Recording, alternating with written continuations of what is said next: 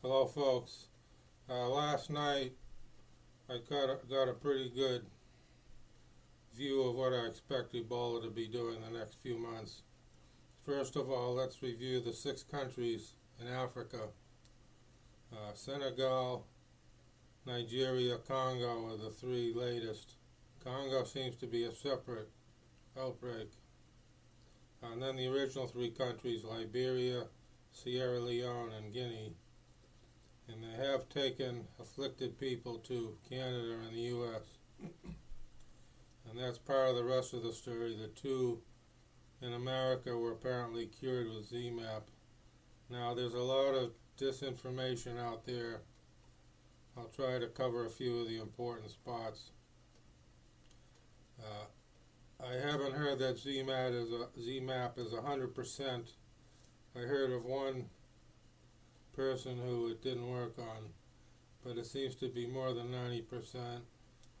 Also, the transmission of the disease is a lot easier to do than with AIDS, if that's easier is the right word.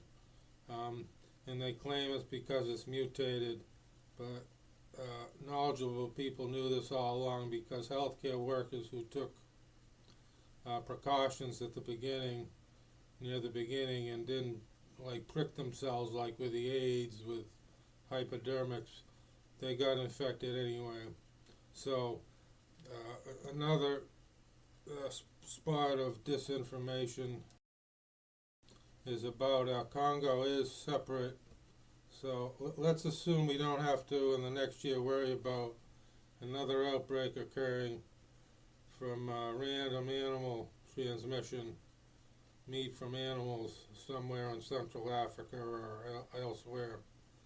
But the way the Ebola is now, it's kind of like a brush fire that spreads to spots here and there. If the new spots can be taken care of, and then the problem with the ZMapp, I think, is that it can't be produced in high quantities yet. But I'm feeling a little better for the outlook for the next 4 months to a year. But I don't see it decreasing in speed very much. The first thing we want to see is that the next, say, 3 months, it's still not doubling every 3 or 4 weeks. And then we want to see it finally the amount of new cases decrease. I don't know if this is going to happen in 6 months.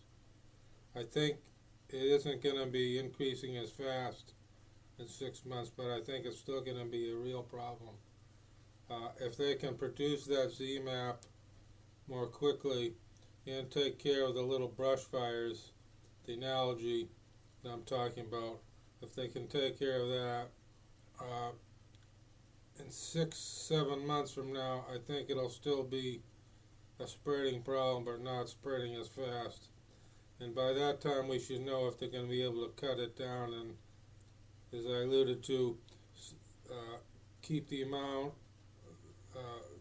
decreasing, the new cases go down instead of the rate going down instead of going up. And I'm going to say good luck, folks. This was long enough, I think.